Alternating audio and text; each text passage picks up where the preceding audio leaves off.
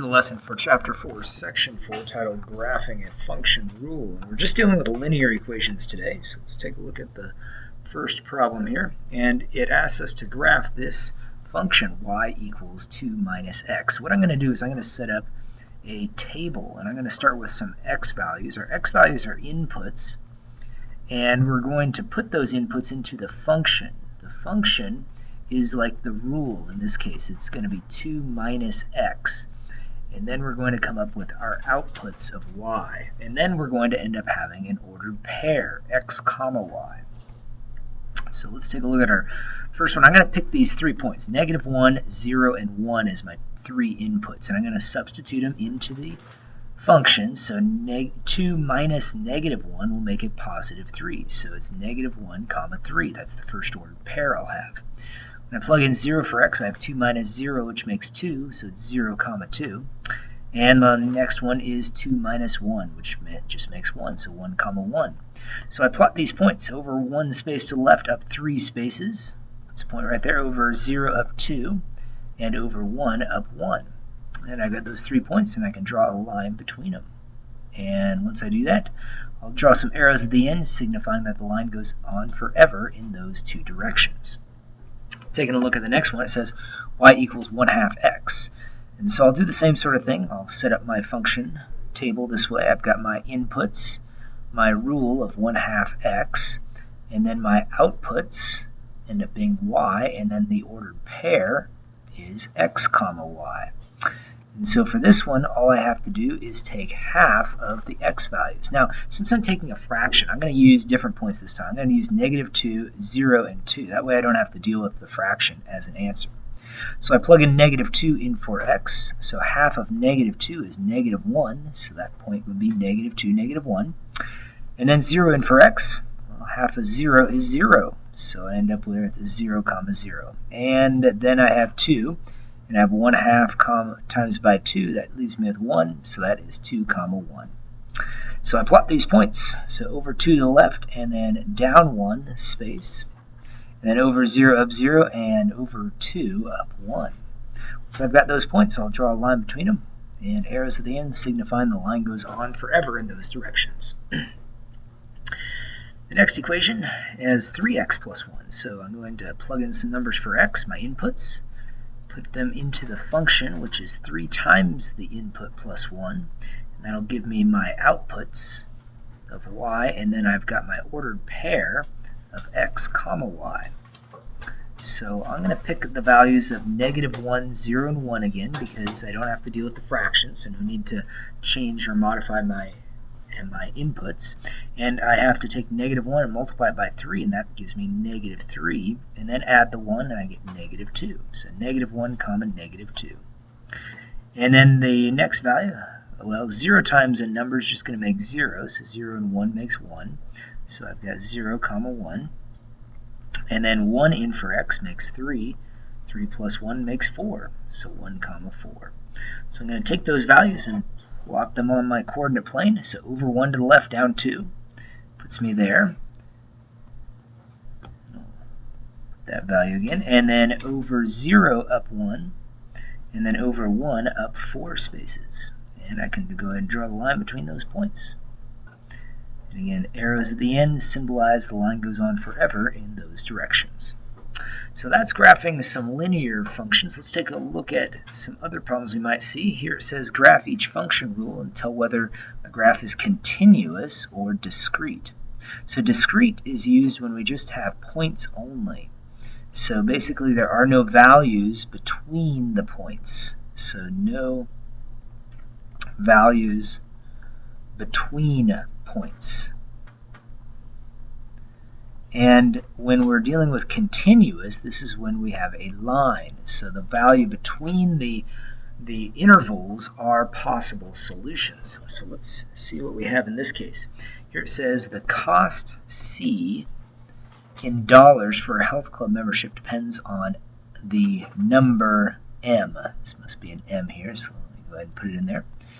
Now, sometimes we don't see x and y. So if I look at an x and look at a y, the x value is going to end up being an independent variable. Independent. And so when I come up with values, of x, they could be any number, but the y value depends on the x value. So it depends on what input I put in to come up with an output. So when I look at this, it says C in dollars for a health club membership depends on.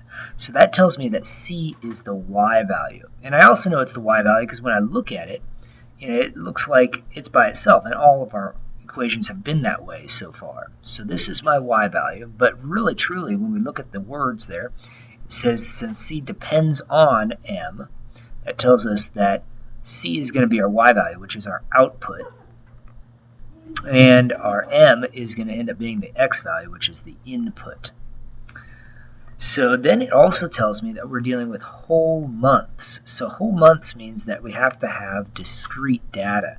So the word whole right there tells me that I'm dealing with numbers like 0, 1, 2, 3. I can't have 1.5. That's not a whole number. So since I have that, that means I have discrete data. So we're just going to have points. So let's go ahead and come up with some values here. So we've got M, and then I'm going to just plug in a few values into my function of 49 plus 20M.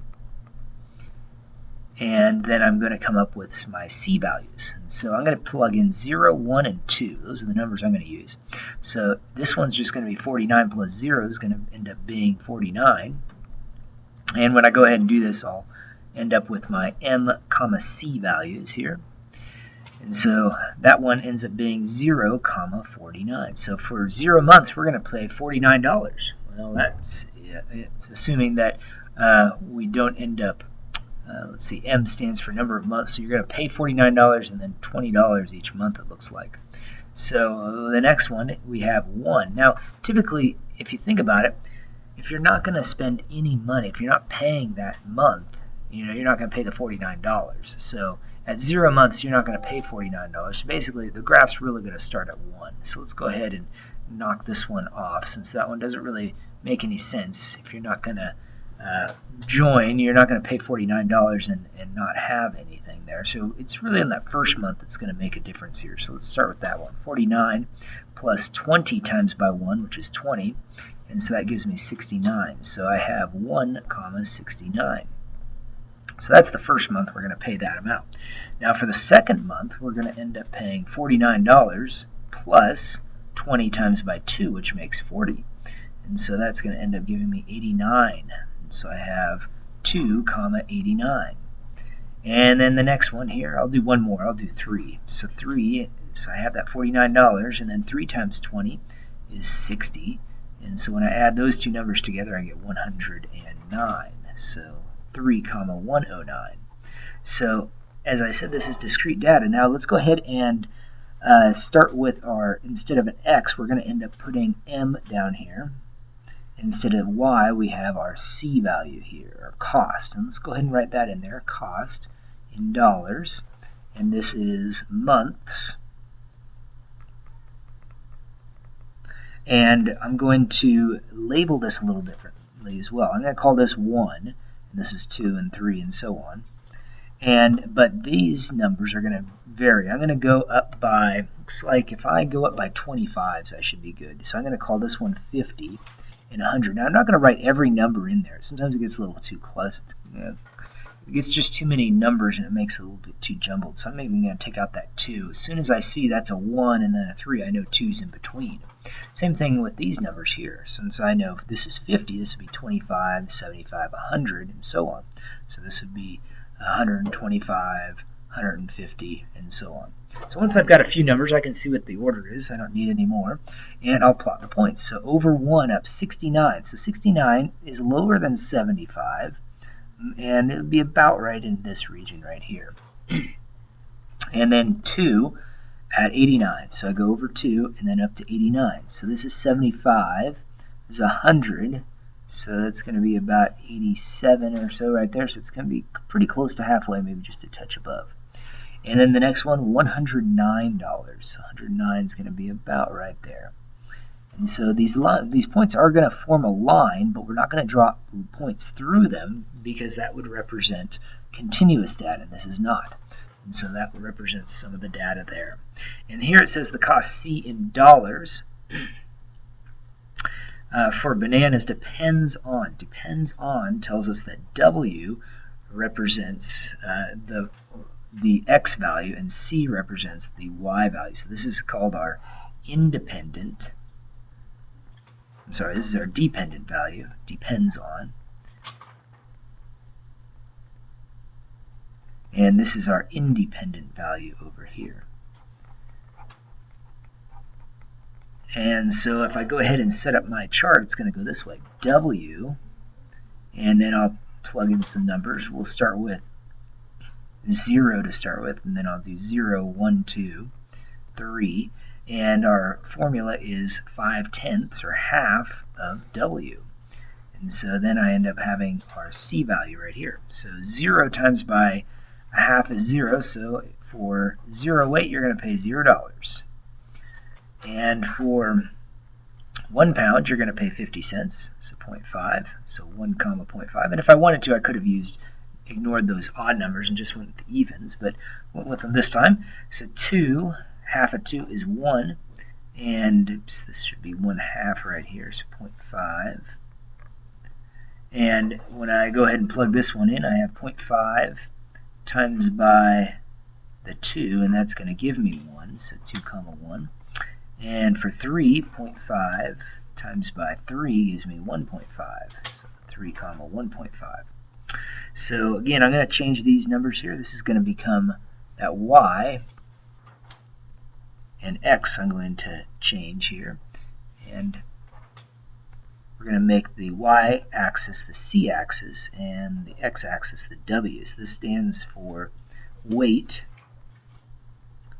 in pounds, and this is cost in dollars.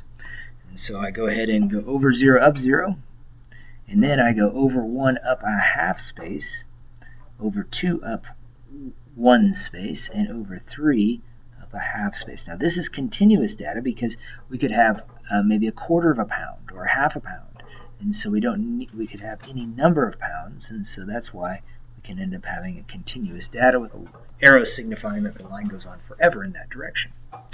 Now I'm not going to continue the arrow down this way because that would represent negative cost and negative weight, which doesn't make sense with the data. So those are the types of problems you'll see on tonight's homework. Good luck.